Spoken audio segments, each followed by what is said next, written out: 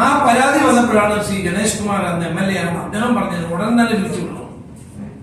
അയാളാണ് police association president. ഇതാണ് സ്ഥിതി. ഇവരെ പോലുള്ള ആളുകളെ സംരക്ഷിച്ചിട്ടാണ് ഞങ്ങളെ കുറ്റം പറയുകയും ഞങ്ങളുടെ കാലത്തൊന്നും ചെയ്തില്ല എന്ന് മുഖ്യമന്ത്രി പറയുകയും ചെയ്തു. പോലീസ് കംപ്ലൈന്റ് അതോറിറ്റി ഒരു നോക്കുകുത്തിയായി ഇന്ന് കേരളത്തിൽ മാറിയിരിക്കുകയാണ്. ഈ വിഷയത്തിൽ സമർപ്പിച്ച പൊതുതാൽപര്യ ഹർജിയിൽ പോലീസിൽ നിന്നല്ലാത്ത ഒരു അന്വേഷണ ഉദ്യോഗസ്ഥനെ അടിയന്തരമായി നിയമിക്കാൻ കോടതി വിധി ഉണ്ടെങ്കിലും അത് വേണ്ട, അപ്രായോഗികമായ നിർദ്ദേശമാണ് എന്ന് പറഞ്ഞ് കോടതിയെ പോലും കബളിപ്പിക്കുകയാണ് ഇവർ ചെയ്തത്. ബഹുമാനപ്പെട്ട മുഖ്യമന്ത്രി ബ്രിട്ടീഷുകാരുടെ ഭരണകാലം മുതലുള്ള പോലീസ് നയത്തെ പറ്റിയാണ് സംസാരിച്ചത്. 4 മാവോയിസ്റ്റുകളെ വെടിവെച്ചു കൊന്ന മുഖ്യമന്ത്രിയാണ് പിണറായി വിജയൻ. 4 പേര്. ഞാൻ ആഭ്യന്തരമന്ത്രിയായിരുന്ന കാലത്താണ് അന്ന് മാവോയിസ്റ്റുകളെ കോയമ്പത്തൂരിൽ വെച്ച് കേരള പോലീസ്, തമിഴ്നാട്, ആന്ധ്ര പോലീസിന്റെ സഹായത്തോടെ പിടികൂടി അവരെ ഇന്ന് തൃശൂരിലെ അതിസുരക്ഷാ ജയിലിൽ പാർപ്പിച്ചിരിക്കുന്നു. അവരുടെ പേര് നിങ്ങൾക്കൊക്കെ അറിയാം, ഞാൻ പറയുന്നില്ല. ഞങ്ങളുടെ ഭരണകാലത്ത് ഒരു മാവോയിസ്റ്റുകളെയും ഞങ്ങൾ വെടിവെച്ചു കൊന്നിട്ടില്ല. ഒരു കമ്മ്യൂണിസ്റ്റ് മുഖ്യമന്ത്രി ഭരിക്കുന്ന കേരളത്തിൽ 4 പേരെയാണ് പോയിന്റ് ബ്ലാങ്കിൽ വെടിവെച്ചു കൊന്നത്. 4 മാവോയിസ്റ്റുകളെ. ഒരു കമ്മ്യൂണിസ്റ്റ് ഗവൺമെന്റ് ആണോ ഇത്? അന്തരിച്ചുപോയ കാനൻ രാജേന്ദ്രൻ ശക്തമായ പ്രതിഷേധം ഈ കാര്യത്തിൽ രേഖപ്പെടുത്തി ഞാൻ ഓർക്കുകയാണ്. 4 മാവോയിസ്റ്റ് ഒരു കാരണവുമില്ലാതെ പുറകിൽ വെടികൊണ്ടാണ്. ഞാൻ അതെന്ന് പ്രതിപക്ഷ നേതാവെന്നുള്ളതിൽ നിയമസഭയിൽ ഞാൻ ഉന്നയിച്ചതാണ്. ചിലർക്ക് നെഞ്ചത്ത് വെടികൊള്ളുന്നു, ചിലർക്ക് പുറകിൽ വെടികൊള്ളും. പുറകിൽ ഓടിപ്പോകുമ്പോൾ പുറകിൽ വെടികൊള്ളുന്നു. ആരാണ് കേരളത്തിൽ വെടിവെപ്പ് തുടങ്ങിയത്? കേരളത്തിൽ വെടിവെപ്പ് തുടങ്ങിയത് 57-ലല്ലേ? EMSന്റെ ഭരണകാലത്താണ് ബ്രിട്ടീഷുകാരുടെ പോലീസിനെ മാറ്റിയതെന്നാണ് പറഞ്ഞത് മുഖ്യമന്ത്രി. അങ്കമാലിയിൽ അവിടുത്തെ സഹോദരങ്ങളെ വെടിവെച്ചു കൊന്നത് EMS ആണ്, ഭരണമാണ്. വലിയ തുറയിൽ ഫ്ലോറിയെ, ചെറിയ തുറയിൽ ഫ്ലോറിയെ വെടിവെച്ചു കൊന്നത് EMSന്റെ ഗവൺമെന്റാണ്.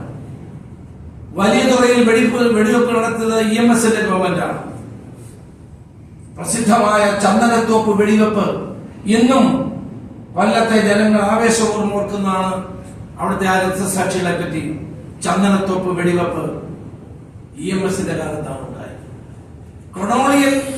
കൊളോണിയൽ പോലീസിൽ നിന്ന് EMSന്റെ കയ്യിലേക്ക് പോലീസ് വന്നപ്പോൾ മാറ്റമുണ്ടായി എന്ന് മുഖ്യമന്ത്രി പറഞ്ഞത് ഈ മാറ്റമാണോ? ഇത് ഒന്നാമത്തെ EMS സർക്കാരിന്റെ കാര്യം. രണ്ടാമത്തെ EMS സർക്കാരിന്റെ കാര്യം എടുക്കാം. KSUവിന്റെ പ്രവർത്തകരായ സുധാകർ അക്കിത്തായി, ശാന്താറാം ഷേണായിയും കാസർഗോഡ് വെടിവെച്ചു കൊന്നത് EMSന്റെ പോലീസായിരുന്നു. മേൽപ്പാടത്ത് വെടിവെപ്പുണ്ടായത് ആ കാലഘട്ടത്തിലായിരുന്നു. നമ്മൾ ആലോചിക്കേണ്ട കാര്യം, EMSന്റെ ഭരണകാലത്ത് ഇതാണോ കൊളോണിയൽ സംവിധാനത്തിൽ നിന്ന് പോലീസിനെ ജനാധിപത്യവൽക്കരിച്ചത്? നയനാരുടെ കാലത്ത്, അന്തരിച്ച ശ്രീ നയനാരുടെ കാലത്ത് ഉറുദു ഭാഷയ്ക്ക് വേണ്ടി സമരം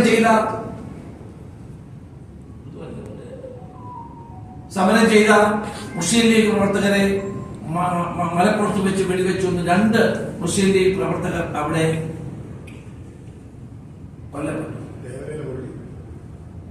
KSUവിന്റെ നേതാവായത് തേവല, എറണാകുളത്തെ തേവലയിലെ മുരളിയെ അടിച്ചു കൊന്നത് EMSന്റെ പോലീസായിരുന്നു. അപ്പോൾ EMSന്റെ ഒന്നാമത്തെ ഭരണവും രണ്ടാമത്തെ ഭരണവും, അത് കഴിഞ്ഞ് നയനാരുടെ ഭരണകാലത്തും പിണറായി വിജയന്റെ ഭരണകാലത്തും ആളുകളെ വെടിവെച്ചു കൊല്ലുന്ന നടപടിയാണ് ഇവർ സ്വീകരിച്ചത്. ഉമ്മൻചാണ്ടി ഗവൺമെന്റിൽ ഞാൻ ആഭ്യന്തരമന്ത്രിയായിരുന്ന കാലത്തോ, തിരുവഞ്ചൂർ രാധാകൃഷ്ണനുള്ള കാലത്തോ, ഉമ്മൻചാണ്ടി തന്നെ ഇരുന്ന കാലത്തോ ഒരു വെടിവെപ്പ് പോലും ഉണ്ടായിട്ടില്ല.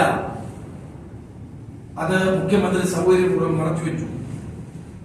ഞാൻ ചോദിക്കട്ടെ, മന്ത്രിയായ എം വി രാഘവനെ തടഞ്ഞതിന്റെ പേരിൽ കൂത്തുപറമ്പിൽ വെടിവെപ്പുണ്ടായി. 5 ഡിവൈഎഫ്ഐക്കാർ മരിച്ചുകൊണ്ടാണ് ഇവർ പറയുന്നത്. അന്ന് ഏറ്റവും വലിയ പ്രക്ഷോഭം ആർക്കെതിരായിട്ടായിരുന്നു? റവേഡ ചന്ദ്രശേഖരനെതിരായിട്ടായിരുന്നു. അന്ന് ഇവർ ആരോപിച്ചത് തലശ്ശേരി ASP ആയ റവേഡ ചന്ദ്രശേഖരനാണ് ഈ വെടിവെപ്പിന് ഉത്തരവ് കൊടുത്തത്. മിസ്റ്റർ പിണറായി വിജയൻ, നിങ്ങൾ ആ ആളിനെ കേരളത്തിന്റെ DGP ആക്കി മാറ്റി. പഴയ സഖാക്കന്മാർ നടത്തിയ സമരം എവിടെ പോയി? പാലക്കാട്ട് സിറാജുന്നീസ എന്ന് പറയുന്ന ഒരു പെൺകുട്ടിയെ വെടിവെച്ചു വന്നത് ആരാണ്? ശ്രീ രമൺ ശ്രീവാസ്തവയാണ് എന്നാണ് അന്ന് ആരോപിച്ചത്. മിസ്റ്റർ പിണറായി വിജയൻ, നിങ്ങൾ ആ രമൺ ശ്രീവാസ്തവയെ നിങ്ങളുടെ 1ാം ഗവൺമെന്റിൽ നിങ്ങളുടെ പോലീസ് അഡ്വൈസറാക്കി നിങ്ങൾ നിയമിച്ചു. ഇതൊക്കെ ചരിത്ര സത്യങ്ങളല്ലേ? എന്നിട്ടാണ് നിങ്ങൾ ഞങ്ങൾക്കെതിരെ ആരോപണം ഉന്നയിക്കുന്നത്. കേരള രാഷ്ട്രീയത്തിൽ എന്നും ആദർശത്തിന്റെ കൊടി ഉയർത്തിപ്പിടിച്ച നേതാവാണ് ശ്രീ AK ആന്റണി. AK ആന്റണി ഭരണകാലത്ത് നീതിപൂർവമായ പോലീസ് സ്റ്റേഷനിൽ പാർട്ടിക്കാർ പോരെന്ന് പറഞ്ഞ് നീതിപൂർവ്വം നിഷ്പക്ഷവുമായ നടപടി സ്വീകരിച്ച ഒരു ആഭ്യന്തര വകുപ്പിന്റെ ചുമതലയുള്ള മുഖ്യമന്ത്രിയായിരുന്നു. അദ്ദേഹത്തിനെതിരായി അനാവശ്യമായ ആരോപണങ്ങൾ ഉന്നയിച്ചത് തികച്ചും ദൗർഭാഗ്യകരമാണ്. ഇതിപ്പം അന്വേഷണ കമ്മീഷൻ റിപ്പോർട്ടുകളൊക്കെ നിങ്ങളുടെ കയ്യിലുണ്ട്, നിങ്ങൾ വായിച്ചു നോക്കുക. ഇന്നലെ AK ആന്റണി പറഞ്ഞത് മുഴുവൻ ശരിയാണ്. ആ റിപ്പോർട്ടിൽ പറഞ്ഞ കാര്യങ്ങളാണ് അദ്ദേഹം സൂചിപ്പിച്ചത്. അപ്പോൾ മുഖ്യമന്ത്രി നിയമസഭയിൽ നടത്തിയ പ്രസംഗം മുഴുവൻ അവാസ്തവമാണ്, അബദ്ധജനകമാണ്, കള്ളങ്ങളാണ്, അർത്ഥസത്യങ്ങളാണ്. അതുകൊണ്ട് ഞാൻ ആദ്യത്തെ കേസിൽ തന്നെ ഇതിനെതിരായ ഒരു വില്ലേജ് കൊടുക്കും. വില്ലേജ് മോഷൻ ഞാൻ സ്പീക്കർക്ക് തന്നെ കൊടുക്കും. അതുപോലെ തന്നെ ഇവിടെ ചൂണ്ടിക്കാണിച്ച ഇത്തരം കാര്യങ്ങൾ ജനങ്ങൾക്ക് ബോധ്യപ്പെടണം എന്നുള്ളത് കൊണ്ടാണ് ഞാനിത് നിങ്ങളോട് തുറന്നു പറയാൻ തീരുമാനിച്ചത്.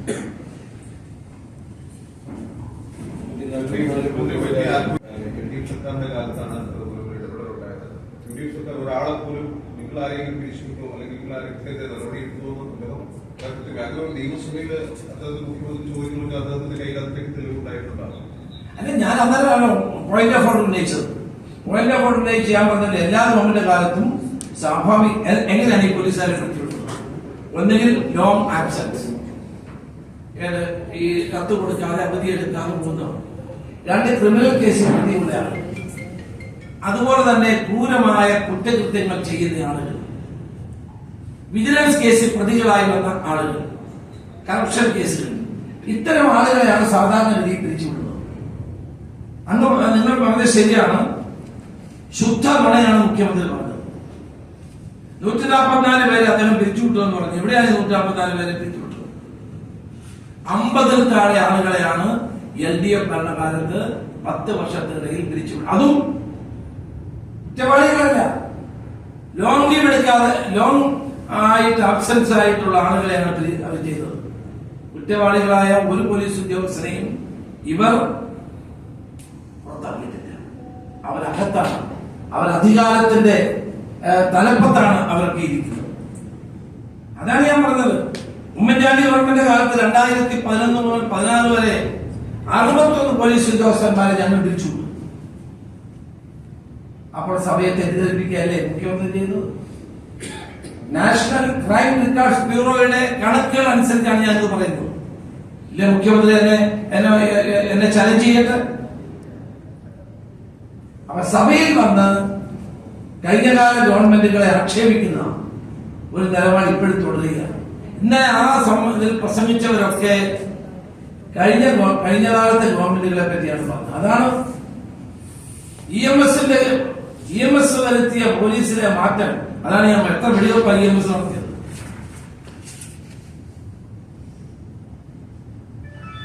ആറ് വെടിവെപ്പാണ് അദ്ദേഹത്തിന് 2 ഭരണകാലത്തുണ്ടായത്. മാവോയിസ്റ്റുകളാണെന്ന് പറഞ്ഞ 4 പേരെ പച്ച ജീവനോട് വെടിവെച്ചു വന്നയാളാണ് ഇന്നത്തെ മുഖ്യമന്ത്രി. എന്നിട്ടാണ് ഞങ്ങളെ പഠിപ്പിക്കാൻ അദ്ദേഹം വന്നത്. ഇതൊക്കെ സത്യമാണ്, ഇതൊക്കെ ചരിത്ര യാഥാർത്ഥ്യങ്ങളാണ്. എന്നിട്ടാണ് AK ആന്റണിക്കെതിരായും കോൺഗ്രസിനെതിരായും അനാവശ്യമായ ആരോപണങ്ങൾ മുഖ്യമന്ത്രി ഉന്നയിക്കുന്നത്.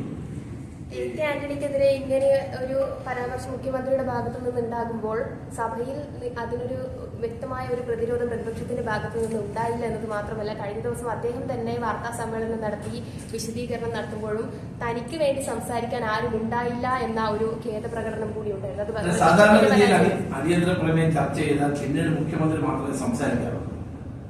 അപ്പോൾ അദ്ദേഹത്തിന്റെ പ്രസംഗത്തിനകത്ത് ഇടപെടാൻ പറ്റുമെന്നുള്ളതാണ്. ഒന്ന് രണ്ട് തവണ, ഒരു തവണ ഞാൻ ഇടപെട്ടു, ഒരു തവണ പ്രതിപക്ഷ നേതാവ് ഇടപെട്ടു. അതിൽ കൂടുതൽ ഇടപെടാൻ കഴിയാത്ത ഒരു നിയമപരമായ പ്രശ്നം അതിനകത്തുണ്ട്. പ്രാസംഗികന്മാരത് എന്തുകൊണ്ട് പറഞ്ഞില്ല?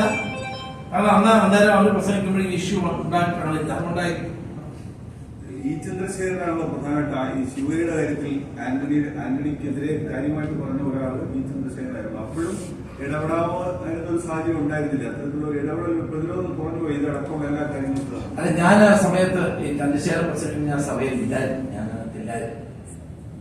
അപ്പൊ അതുകൊണ്ടാണ് ഒരു മുൻ ആഭ്യന്തരമന്ത്രി എന്നുള്ള നിലയിൽ വസ്തുതകൾ തെറ്റായി പറയുമ്പോൾ അത് ജനങ്ങൾ അറിയണം, സഭയെ തെറ്റിദ്ധരിപ്പിച്ചു എന്നുള്ളത് കൊണ്ടാണ് ഞാൻ ഇത്രയും കാര്യങ്ങൾ ഇവിടെ സൂചിപ്പിക്കുന്നത്. പക്ഷേ ഈ പ്രതിപക്ഷത്തെ പരിഹസിക്കുന്ന നിലയിലേക്ക് പോലും ഭരണപക്ഷം മാറിയത് ഇത്തരം ശിവഗിരി വിഷയത്തിൽ ഉൾപ്പെടെ ആ ഘട്ടത്തിൽ മുഴുവൻ മറ്റ് പ്രതിപക്ഷാംഗങ്ങളുണ്ടോ? അങ്ങനെയല്ല, അവർക്ക് അതിനെ പ്രതിരോധിക്കേണ്ടതായിരുന്നില്ല. ആന്റണി പറഞ്ഞ ഒരു അദ്ദേഹത്തിന്റെ ഒരു പരാതി അതല്ലേ, തന്നെ പ്രതിരോധിക്കാൻ ആരും ഉണ്ടായില്ല സഭ. എ കെ ആന്റണിയെ പോലെ നേതാവിനെ വർക്കിംഗ് കമ്മിറ്റി മെമ്പറാണോ, മുഖ്യമന്ത്രി ആയാലാണ് അദ്ദേഹത്തെ പറ്റി പറയുമ്പോൾ തീർച്ചയായും നമ്മൾ അത് പ്രതിരോധിക്കേണ്ടത് തന്നെയാണ്.